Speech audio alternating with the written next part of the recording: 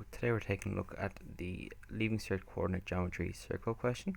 So the first part of this says that the point minus 2k is on the circle x minus 2 squared plus y minus 3 squared is equal to 65. So we need to find two possible values for k, where k is an element of z, so k is an integer. So k can be positive or negative. So the first thing we need to realize is that we've been given an x and a y coordinate minus 2 and k. So that's a point on the circle, and our equation deals with x and y. So we just need to put both of those into the equation and see where it brings us. So we've got minus 2 squared, because that's our x value, plus y minus 3, so plus our y value, which is k minus 3 squared, and all of that is equal to 65. So what I would do is I would just multiply out the brackets, square them. So you've got minus 2 minus 2, it's going to be minus 4 squared plus k minus 3 squared is all equal to 65. So I just added like terms, and then when you multiply that out, you're going to get 16, because a negative times a negative is a positive, plus k squared, so a squared plus 2ab plus b squared, so minus 6k, so you've got minus 3k by 2 plus minus 3 squared, so I got plus 9, and that's all equal to 65. So then if you bring all the numbers to one side and leave 0 on the other side, you can factorize it out to find k, because now we've just got an equation in k. So we've got k squared minus 6k minus 40 when you add all the like terms. So 16 plus 9 is 25 minus 65 is going to give you minus 40. So then now you're looking for two numbers that will multiply to give minus 40 and add to give minus 6. So you've got k by k, and then you're looking for the two numbers to go in there. So you could try, say, 20 and 2, but that's not going to work, because then you're going to be left with 18. So let's try 10 and 4. So if you've got, say, minus 10 and plus 4, you're going to get minus 40. Minus 10 plus 4 is going to give you minus 6. So then you're going to have k squared plus 4k minus 10k gives you minus 6k. Then minus 10 by plus 4 gives you minus 40. So then the thing with a multiplication that equals 0, then either of the brackets can equal 0. So you can find the two possible values for k. So k minus 10 is equal to 0. So then you could just say k is equal to 10, or k plus 4 is equal to 0. I've written minus, wait, it's plus, yeah. So k plus 4 is equal to 0, so then you can just say k is equal to minus 4. So then you found your two values for k. So now the second part of this question states that circle S is in the first quadrant, and it is tangential to both the x and y axis there and there. And it's tangential to this line t is equal to 3x minus 4y plus 6 is equal to 0. And we need to find the equation of this circle S. So the first thing we can say is that because it is in the first quadrant, and the center of a circle is minus g minus f. That's just to do with the equation of a circle. But because it's tangential to both the x and y axis, it's just minus g, because they're both equal. It has the same distance in the x as it does in the y to the center. And we can also say that the radius is g, because it's the same distance from the center to everywhere on the circle. You know, it's minus g and minus g, but a distance is always positive.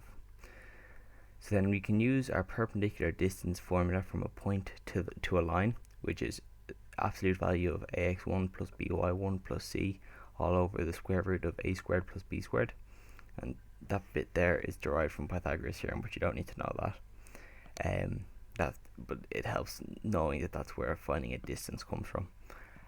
It's all equal to the distance we're trying to find, and we already know that distance is g, so I'll come back to that. But our a, b and c, those are the coefficients from the equation of the line that we're given. So we've got t is equal to 3, then x1 is going to be minus g, because our point is the center of the circle. Then we've got minus 4 for the y, so we've got minus 4 times minus g, and then plus 6, because that's in the equation too, all divided by the square root of a squared plus b squared. A is 3 and b is minus 4, so square root of 3 squared plus minus 4 squared.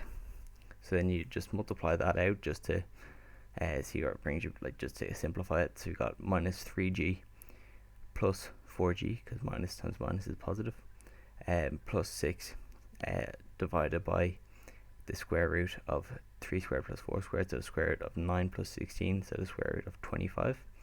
So then you can simplify that even further, so you've got the absolute value of 1g, so just g, plus 6, all divided by the square root of 25, which is just 5.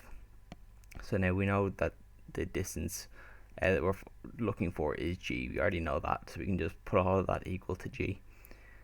So then the next part is that we just multiply that across, so we have an absolute value on one side and some variable on the other. So we've got absolute value of g plus 6 is equal to 5g, because you just multiply it by 5. And then the thing with an absolute value is that it can be positive or negative. What's inside can be positive or negative, but it always gives you a positive answer. So then we're looking for a positive and a negative answer. So g plus 6 is equal to plus or minus 5g. So if we solve for both of those possibilities, then we'll be able to find two values for g. So we've got g plus 6 is equal to positive 5g, and then you're just going to have 6 is equal to 4g. Or you have g plus 6 is equal to minus 5g, and you're just going to have 6 is equal to minus 6g when you bring the g's to one side and the constants to the other. So you're going to have 6 is equal to 4g and 6 is equal to minus 6g. And then you can simplify each of those to find that g is equal to 2 over 3 when you just divide, and g is equal to minus 1. So now we're trying to figure out which g are we looking for. But we're at the very start of this question, we're told that the circle S is in the first quadrant. So that means we want g to be positive. But because the center of a circle is minus g, or the equation for the center, then we want it to be a negative times a negative to be a positive. So that way we can rule out the fact that g is equal to 2 over 3, and we know that g is equal to minus 1 is our answer, because minus times minus is positive, and we find that we find g is equal to 1. So now to find the equation of a circle, the general equation, one formula for general equation of a circle is x minus h squared plus y minus k squared is equal to r squared. So then, because we know h is equal to k or g is equal to f, they're two different ways of saying the same thing. You've got x, but opposite signs. So you've got x minus 1 squared plus x minus 1 squared. Sorry, I was gotten confused there. Plus y minus 1 squared, because you know that g is equal to f and h is equal to k is all equal to minus 1 squared, which is just going to be 1. And that's how you find the equation of the circle S.